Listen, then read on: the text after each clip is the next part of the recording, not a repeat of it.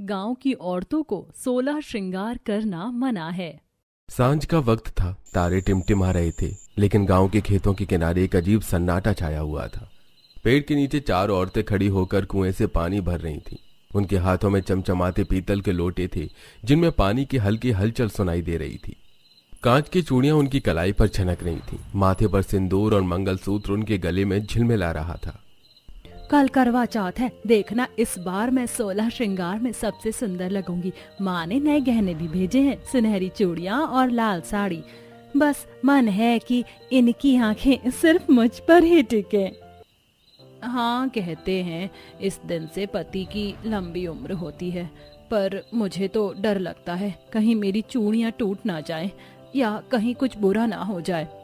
अरे, डरने की कैसी बात है? करवा चौथ की पूजा में माँ की कृपा होती है, सब ठीक होगा। पर सुनो, क्या तुमने भी वो कहानी सुनी है? कहते हैं इस गांव के पास एक साया घूमता है जो रात को अपनी सूनी तन्हाई में औरतों को अपनी ओर बुलाता है।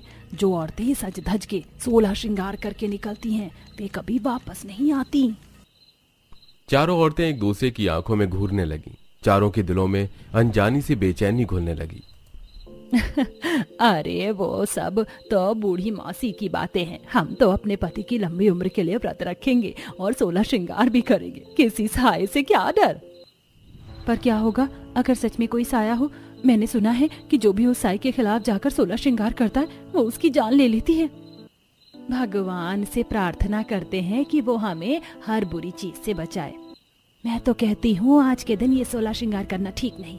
कुछ तो सच्चाई होगी मौसी की इन बातों में। हवा और तेज हो गई। चारों औरतें अपने लोटे लेकर वहां से दूर होने लगीं, लेकिन चारों के कदम भारी और मन घबराया सा था। गांव में आने वाली रात अब डरावनी होने लगी थी। कौन है? हे माता रानी, अब तू ही रक्षा कर हमारी। कौन है यहाँ?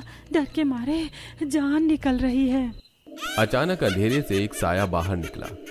पहले बिखरे हुए लंबे बाल, फिर उसका आधा चेहरा दिखा जला हुआ। दूसरी तरफ उसकी त्वचा फटी हुई और बदरंग थी। उसकी आंखें लाल और चमकदार थी। उसके हाथों में टूटी हुई कांच की चूड़ियां थी, जिनसे धीरे धीरे खून टपक रहा था। उसकी हंसी डरावनी थी। चुड़ैल रेणुका की गहरी आवाज हवा में गूंजने लगी। सुन लो, जो भी 16 श्रृंगार करेगा वो नहीं बचेगा।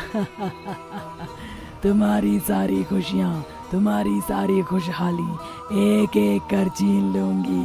किसी को 16 श्रृंगार नहीं करने दूंगी। अचानक पीतल के लोटे जोर से जमीन पर गिर पड़े। पानी चारों तरफ फैल गया। सिंदूर की डिब्बी मिट्टी में मिल गई। औरतों की चीखें हवा में गूंज उठी। उनकी कांच की चूड़ियां टूट कर बिखर गई। मंगलसूत्र अचानक उनके गले से उतरकर एक एक कर जमीन पर गिरने लगे। पैरों की पायल बिछिया भी गायब हो गई। ना बिंदी, ना झुमके, ना काजल, ना सिंदूर, ना पायल, ना बिछिया, कुछ नहीं बचेगा तुम्हारे शरीर पर।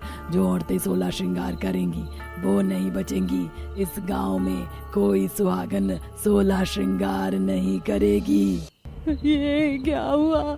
ये अभिशाप है, अनर्थ है, बहुत बड़ा अनर्थ। चलो यहाँ से भागो। माता रानी, हमें इस चुड़ैल के प्रकोप से बचाओ। चारों ओर कुछ नहीं था सिवाय टूटी हुई चूड़ियों के टुकड़ों, बिखरी हुई सिंदूर की डिब्बी के और खाली पड़े पीतल के लोटों के। औरतें जो अभी कुछ पल पहले वहीं थीं, अचानक ही कहीं गायब हो गईं।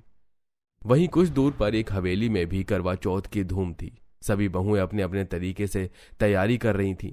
मीना आईने में गौर से सिंदूर लगाती है। शालिनी हंसते हंसते अपनी कांच की चूड़ियां पहन रही थी। रजनी बालों में ताजे फूल लगा रही थी। सुजाता हथेलियों पर मेहंदी लगाकर चुपचाप बैठी थी। मन ही मन कुछ सोच रही थी। देविका माता रानी की पूजा